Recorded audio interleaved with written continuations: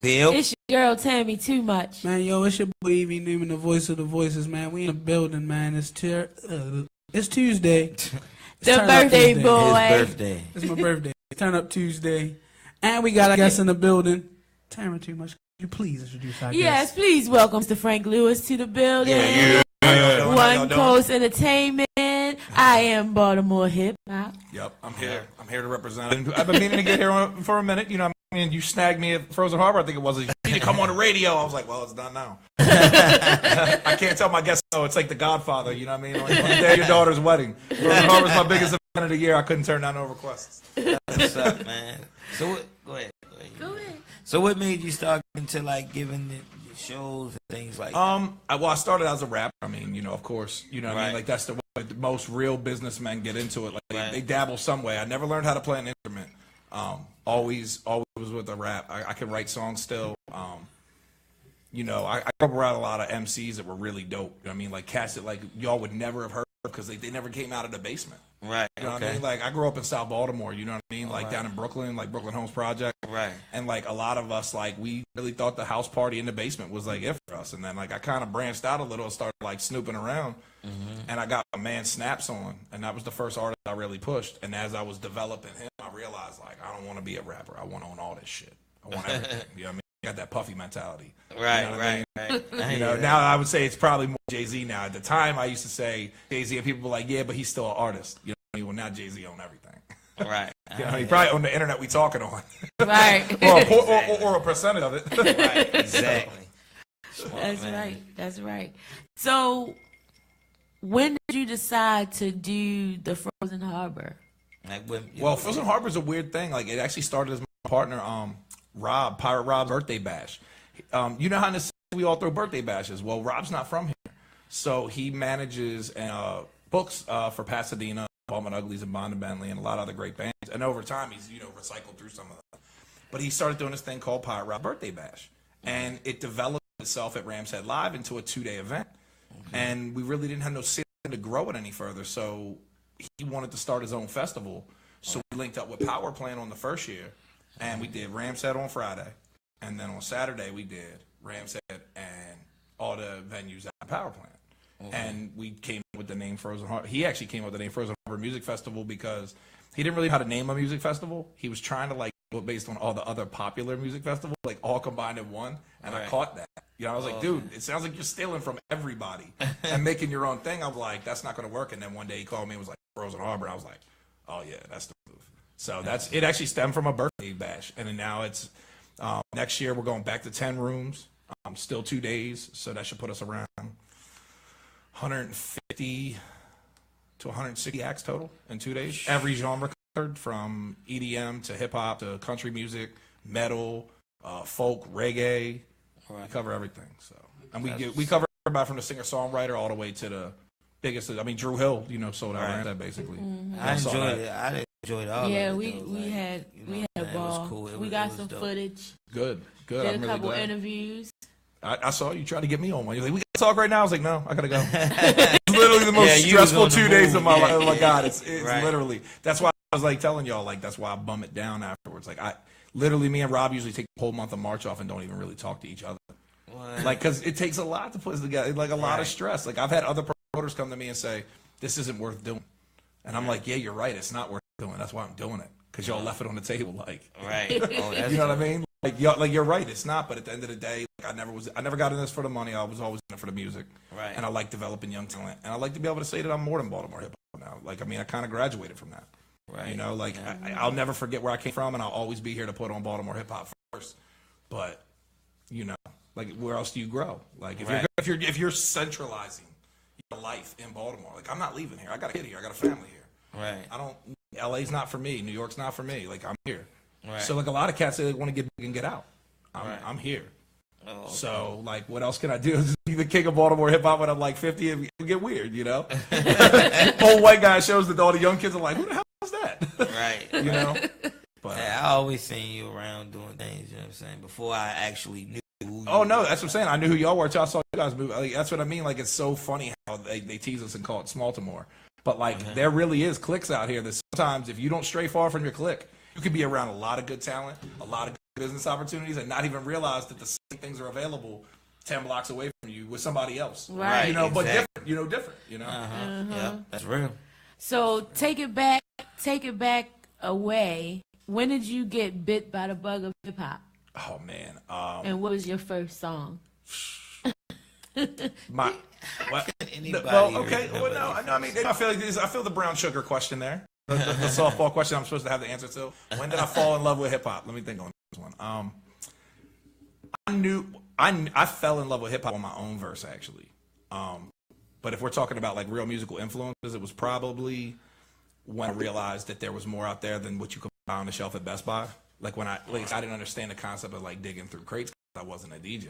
Right. And I didn't understand the concept of mixtapes because I didn't really hit the flea market like that. Right. So I heard, I had hated on Jay-Z's Reasonable Doubt. I really didn't like it. The radio single didn't touch me a whole lot. Like I really wasn't on it. Listen, and it's funny because I'm the biggest Jay-Z fan in the world now. But I remember my boy going and buying Volume 1 at Best Buy on CD. It was like one of the first CDs I had. And I remember him giving me a mixtape, Brooklyn's Finest, Jay-Z and Biggie Smalls on it. And I was like, dude, what album's this on? And he was like, oh, that's on Reasonable Doubt. So I went back, started from the beginning of Reasonable Doubt, never looked back. So Right. That's when I fell in love with hip-hop, like the real answer, like why I do what I do. But like halfway through my first verse, I remember looking up at my boy and being like, I don't want to just write this song. I want to have my own record label. And he was like, okay. Like, he was 16 sitting in my bedroom. You know what I mean? I didn't know what that meant. I didn't know what that entailed. I just knew that I wanted it. Like, I didn't even want it because of the rap videos and all that. I wanted it because I was like, I just want everything. Like, I've never been sad. Like, what?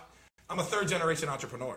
Like, my parents don't work for other people. They work for themselves. You know, Right, right. And different businesses. My grandfather started bingo halls. My dad started a lawn service. Started a record label. You know? Right. So, and that failed miserably, the record label, by the way. It's okay. But Why you say that, Why man? did it fail? because it did. I mean, like, it didn't make money. It didn't. I probably invested $25,000 into it. Maybe made $5 back. You know what I mean? You know how it is the first time out. Think you know everything. Think you know. I didn't. Well, yeah. I ran out. I got my BMI First time. sorted. I set my publishing company up. I was doing all these things. I was like, yeah, let me go ahead. It's just gonna sell itself when I'm done. And then you know how that is. Come on, you all know what city it is. Yeah. Yeah, I done been there before. Right. So that's what I'm saying. I mean, I started a new label. I didn't give up. Actually just started this last summer. It's called Well, All Time luckily Records. for me, you know, I was fortunate enough to be on a label that already the DJ already had a big buzz throughout the city. Like, you know what I'm saying? feel So you. that was like a blessing for me. You know what I mean? So that's a lot. You know Well, what I'm the saying? thing about me was I didn't understand the concept of record pools and none of that. Like, I Right. started a label just like, hey, I got money, I got drive, and this is America. You can do whatever you want. Like, we're just gonna do it. You know what I mean? Like, we're gonna go ahead and just start a business. You know what I mean? Actually, it's funny. I want y'all to know. I actually, 2 Frozen Harbors ago, I sold my sub shop. I actually went and got my cooking license. My dad needed somebody to come in and open a sub shop in one of his bingo halls, and I came in because the dude failed out the business before me, and my dad was like, "Look, I'll come in. We'll just be partners. You won't pay rent. You know, we'll split everything." So I started turning it successful, and he kept telling me how to run the business, but never wanted to do anything because it was his build. Right. So I was like, "How much do I got to pay you for you to not be my partner anymore?" And I bought my dad out. Like, I was like, nothing personal, and then he still gave me shit. You know what I mean? About like, but the point is, like, I can turn anything into a successful business if I work hard enough, and that was the mentality I had at 16. Like, I was just like, I knew I had to work for a living, but it was like, well, why not work as hard as I can from now to 30 and then not work no more? You know what I mean? Kind of deal. And unfortunately, I'm 35 and I'm still working my ass off. So. I didn't know that plan didn't go well either. At least I you had think a plan, that's though. something we Shit. all would At least you had a wish. plan. Listen, I'm telling you right now, I'm blessed. I'm genuine. Right. Me and my partner talk about this all the time. We're genuinely blessed.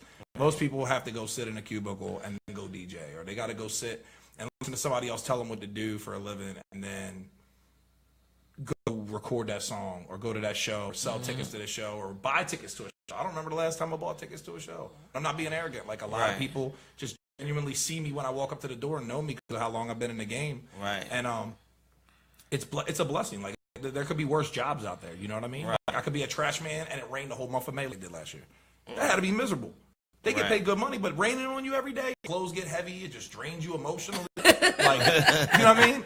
You got it all worked out. I'm saying I used to be a bad guy too. I used to be on the corner a little bit. Like I used to know what it's like to feel the rain soaked Tuesday. So I just imagine being the trash man doing it. At least you know when you're on the corner and you don't know no better. Right. You know, but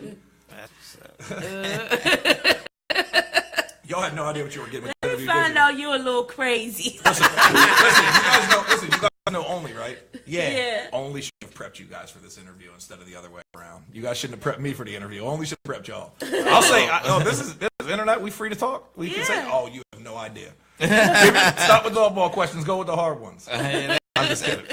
No, Only knows. That's the whole. That's where MFN came from. That's why I'm Frank MF and Lewis. And that's where I think I start seeing you around like Only and Bar and all them. Yeah. You know what I mean? Yeah. Shout out the cartel. Yep. Yeah, that's where I really start seeing you. You know? Yeah, I mean, well, those cats. I mean, I've been with Only since like the early stages of his career. That's that song that I sent you. Me, him, and Snaps did a song called Lights Out, and it was like one of the most popular songs like live. Like everywhere we went, people were like, "You got to play this song. You got to do this song." And Shot Pitts ended up using it at the end of his radio station for many years. That was the song that closed out the Real Talk with Spitz McMahon show. Right. Every night, that was his closer.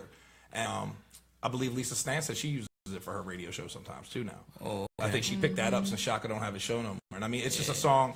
I mean, like, those cats like really groomed me. Like, I thought I could rap till I met guys like Only. And, and I couldn't tell when I first met him, like, I'm from Brooklyn, you're from EV. Like, fuck you, you're no good. Right. Like, just because you're from Evanston Village, you ain't shit. You know what I mean? I'm literally 5 minutes away. You know what I mean? You hadn't heard all of the best rappers in this city come out of Emerson. And they do. That's the thing. Now I know. That's what I'm saying. I'm trying to tell you guys my humble Baltimore roots. I was still a hater.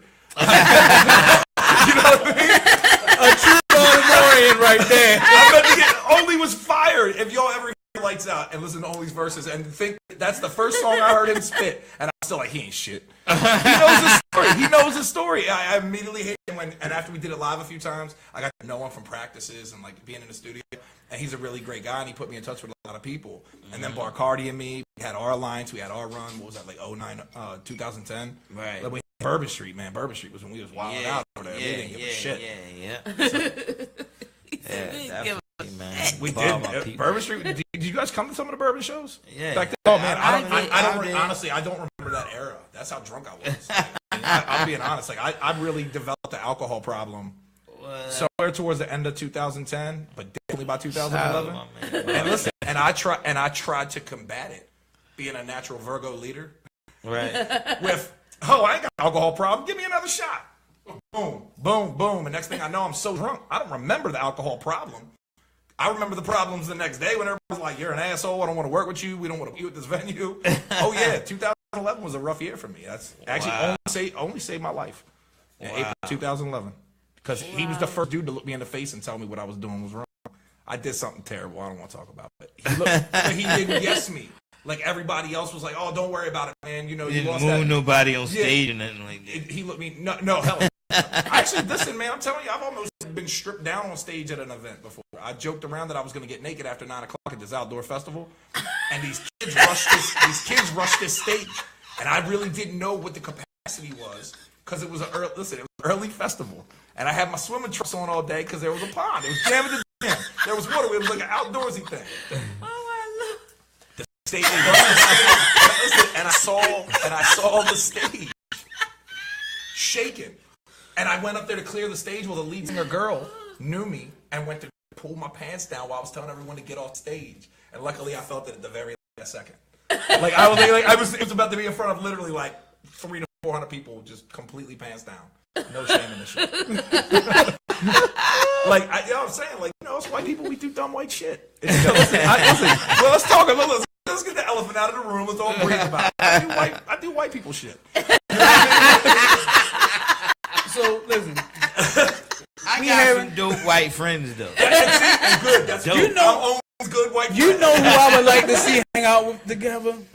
Him and Third. Oh my And they God. both from Brooklyn. And they both from Brooklyn. Okay. And now, because if you think you got a drinking problem, Well, no, I don't. No. That was back then. let me tell you something. That's what I'm trying to tell you. It wasn't a problem. I was with Third for 3 whole, like, listen, not like go away from each other and come back. Right. When I say 3 whole consecutive days. All of that was in between. No man. He never ate nothing. Not one time. Nothing. But I've at never 9 seen him o'clock in the hungry. morning, he would be like, you wake up, like, come on, let's go to the bar. And I was like, the bar?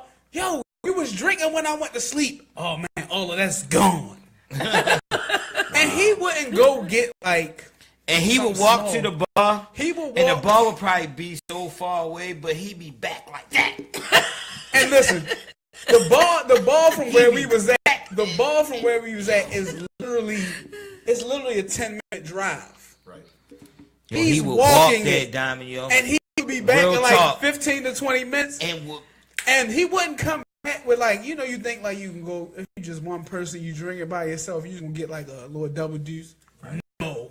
He gets like 5 of those case. big, 24 Tall case boy, okay. of the tall joints. He got a bottle of liquor. He buy them single though. He buy like 6. But he don't buy them. Like, he won't buy them all together. He'll buy them singly. I know, because I've had to make that run before. Yes. Oh my He'll God. buy them all singly. And then he'll get a bottle of liquor. And then on top of that bottle of liquor, He's smoking like a pound of cigarette. but listen, No, he have his own listen, tobacco. he has Oh, yeah. a bag, a Of big tobacco. bag of tobacco. Then he'll roll his roll own his cigarettes. And then he will smoke them motherfuckers. Yo. And then on top of that, he'll be like, I got a perk. You want to take one with me? But no, it's not even that. It's not even that. But- He just never ate. Like, it's Okay, we never for seen him 3 eat. days. I've never seen him eat. I gotta tell you that the eating part is disturbing to me the most. I'll say the getting nine taking pills and shit. Like I've done, you know, we've all done our dirt. Yeah. But I'm saying like not eating shit is alarming because like even in the middle of my man over here, I'll tell you, we went on some benders, like getting fucked up. But we always managed to eat. Like we had to. The only way, like, how do you wake up? Like I remember we went out drinking on a Saturday, probably at like Bowhaggers, back in like when the Bowhaggers were around. Got fucked up all night. Woke up the next morning. Went to McDonald's and bought a bunch of fucking $1 McRibs when yours was $1. And went to the football field to play football. And I was quarterback. And I got tackled on that sideline. I remember getting up and I just remember it all coming up. I don't eat McRibs, none of that shit no more. But like, I'm just saying that wasn't the catalyst. The catalyst is disgusting. We'll get into that later. It's delicious, disgusting. It's Let's delicious get and into it. disgusting. It's delicious and disgusting. Let's get right into But anyway, it. the point is, you gotta fucking eat.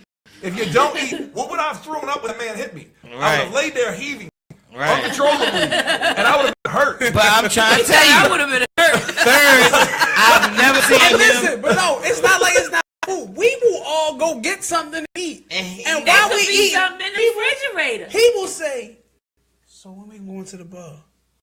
And we be like, yo, we eating right now. Or if we get ready to go to a place to eat, he'll be like, do they serve drinks there? I've been there, friend.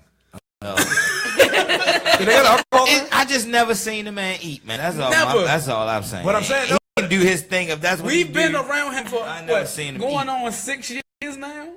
Never, never one seen time him eat. seen him Well, eat. then we need to have an Edmonton Village cookout. He Me and did Only will tell come. me You he- bring your guy friend. He would be at He things did like tell that. me Yeah. twice when we he had stayed the cookouts, weekend. Knoxville That- cookouts, label cookouts, and he That's what I mean. No, I'm saying, Just look, drink. me and Only will come through, and me and him will shake hands, and we'll see each other on the other side. I did see him. We'll get some GoPros set up, and we'll did see how it him plays eat out. once. I've never seen Third eat. But I've anyway. never, like, I literally have been around him. And That's it's crazy. and I've eaten. I'm fat. I eat all the time. I be like, yo, you don't have nothing to eat? He'll be like, no, I'm just waiting to go to the bar. He might actually eat quite a bit. Y'all, the thing about it, he walked to the store, he could house I a seen him sandwich on the way eat. back. I seen him eat once.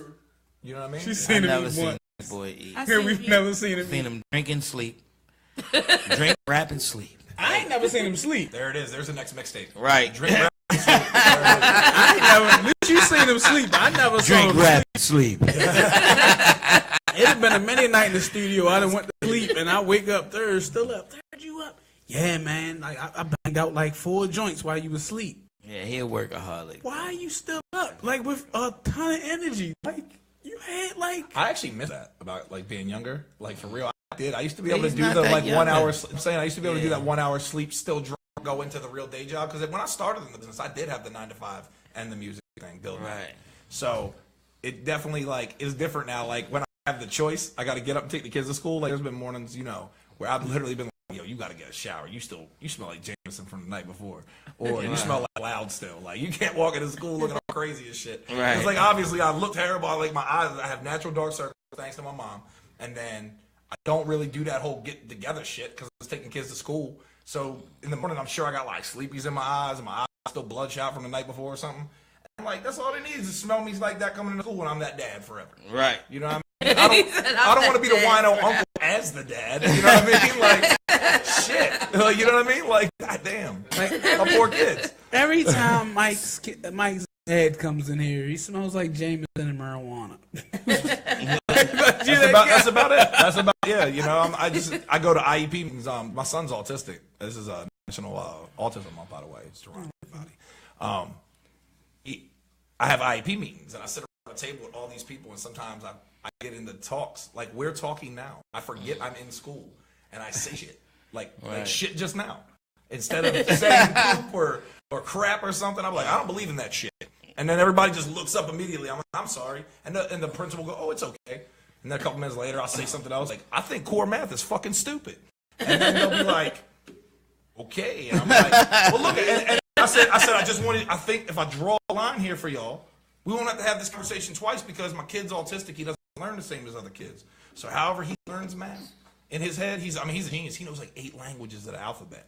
It's crazy. Like what the iPad teaches autistic kids. Mm-hmm. But the core math is what they're trying to teach him now.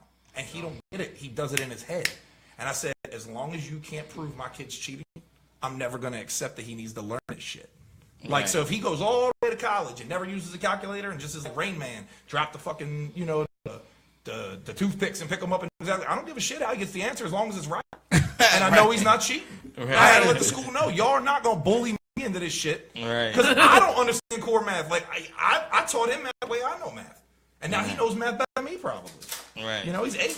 He just looks at something like, oh, that's the answer. I'm like, wow. Like, I'm still trying to calculate that in my head. Right. But, yeah, man, like, I don't know. I get in that school, and you're right. I mean, I go on school and I talk just like we talk here, and I forget.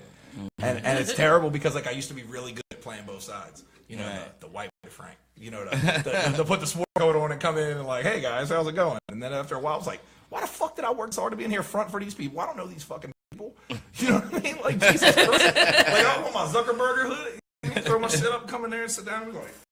They're like, sir, if you turn to this page, I'm like, no, I already read it. I'm listening to you. It's cool. I can do 2 things at once. I don't need to. I do turn my phone down like this, though.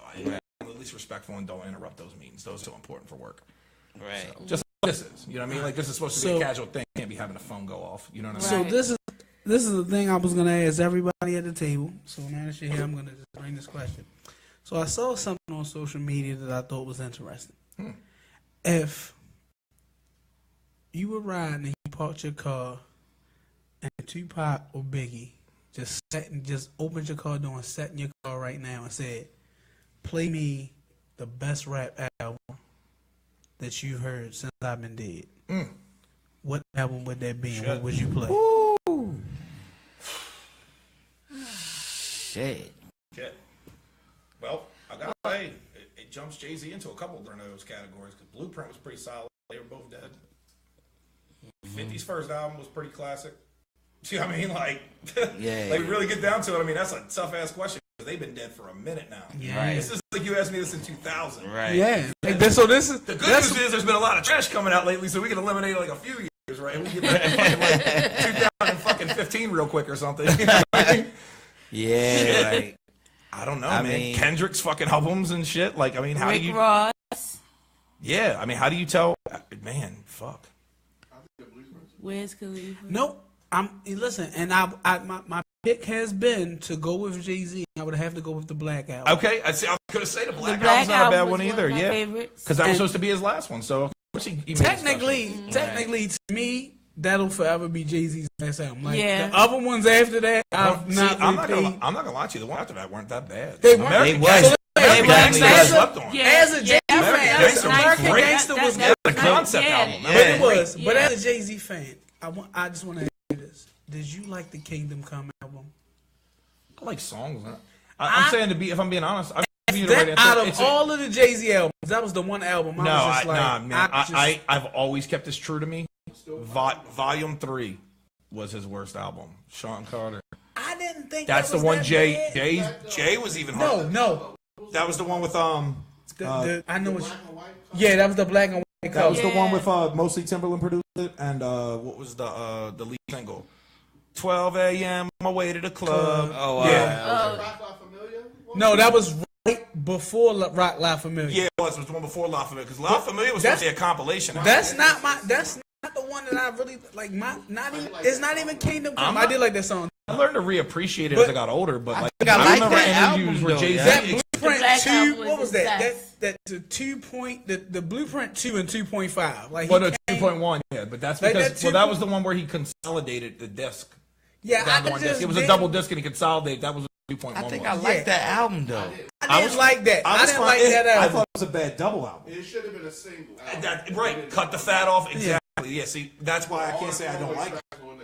Because I think that's what he did. I think he just put every track he should have threw away on the album. Kingdom Come wasn't really good. You're right. It wasn't Kingdom anticlimactic. Come. They Those- had a couple those are the songs two. on it that Yeah, was well, cool. because It that's was when a he was couple that's because when songs. he was beefing with Cameron and Dame, so he was Yeah. talking a little shit. Right. We didn't. That's why we didn't mind listening. Right. Lost One. We Is that wanted Lost to One? hear. Yeah, Lost we wanted to Ones- hear. Exactly. Lost Ones was the best song on the entire But that's album. but was the lead single? No, it wasn't. No, it wasn't. That The lead song single with Danica Patrick and But the Budweiser one with the Monday Night Football. You're right. Yeah. yeah, Danica Patrick driving the thing. I was like, Show me what you got, little Right. mama. Show me what you got, her lady. and I hate that song. Yo, when I saw that video, I cracked the fuck up. I thought that was like Galen Hart and Danica Patrick Yes. pull up to each other and start talking shit. Yeah, Jay's just like, let's go. I'm like, what in the fuck does this got to do with anything? Listen, and then they debuted on Monday Night Football at halftime. and everything. It was and all I said was, this has got to be the worst song They sued that for Jay-Z has ever done. Yeah. They sued for the leak on that. Jay-Z had been leaked plenty of times, obviously. They sued, they tracked it, they got the FBI involved to find out who leaked that song because of how big the campaign was with Budweiser, NASCAR people, and with the halftime of the Monday Night Football. That's the first time I was like, oh man, Jay-Z's playing that Metallica shit. And then I really thought about it. I was like, man, if I had a song that my homeboy was supposed to keep on lock for this big ass campaign and they leak my shit, I'm gonna get the FBI involved too. Like at that level, you're talking about millions and millions of dollars. We're not talking about like, oh, leak the single on my fucking mixtape that's gonna do 5,000 mixtapes. Right. We're talking about some shit that like What album Girls was on? that's Blueprint. The Blueprint. The original. That The album original. was dope. Oh, that was Album. that was dope. the one that sold platinum even with 9/11. No, It came out, girls. it came out on 9/11. Was it on And Blueprint? It still sold that a was million on the the Black same week as album. because it came out on 9/11. It came out on Tuesday 9/11. You're still right. Sold You're platinum. right. It was. It was Yeah. the Blueprint.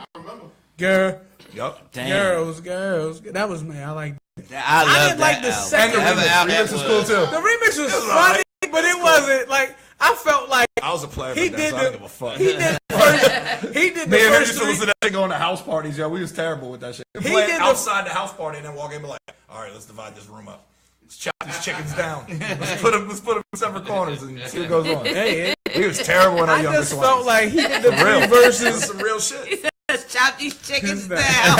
I felt like he did them three verses for You know that you song. women are strong as shit together. You find you're like, he's a fucking player, don't trust him. And then next thing you know, go around the whole party and don't mind what talk to me. I'm like, I want to fucking go now. Like, damn. And my homeboy was getting their play on because they came in smooth. I came in hot. You know what I mean? But y'all strength in numbers. Y'all know what it's about. Listen, Hey, I worked the women's march, by the way. The one that was just in D.C. after the inauguration. I worked that march. Y'all strength in numbers is serious. So I ain't falling for that shit. Conquer and divide. Never talk to two women about the same issue. Talk to them separately. me and Tammy was just having this. We were just having this conversation. I recently met a young lady that's kind of connected with the Baltimore music scene, and me and her were kind of dating, and I never knew so many people on this scene hated my guts. Because I don't hate you. Can I just say that? I don't I'm hate glad you don't. you. You don't But have a I've reputation that never- makes me even walk in the room and be like, you know, I might not like that guy. He seems kind of fucking sketchy. You know what I mean? Like, you don't They say some of the most fucked up shit about me to her, and I I be so appalled. Like, y'all was saying the worst shit. And my whole team just walked in the building. DJ Ambitious. That's on the track. We got bottles. I hope y'all got food for me. And you didn't bring me anything, did you? I'm talking these two. Yeah, we don't supposed to fuck you, Oh, Oh, my birthday. This is my birthday. Get the fuck out. Both of you. Both of you, get the fuck out. But they have so much fucked up shit to say about me. Like, I must owe these bitches some money or something. Like, nobody had nothing to say about you. no, we don't talk about it off air because I don't want to put everybody out there. The internet made the rumor mill worse than anything possible. Like, seriously, right now, I could say anything right now about anybody, and it would just blow up. Yeah. Oh, sorry. I think we should take a commercial break and come right back. Yes. We are Real Spit Radio on RadioOnFire.com, your news, sports, entertainment source.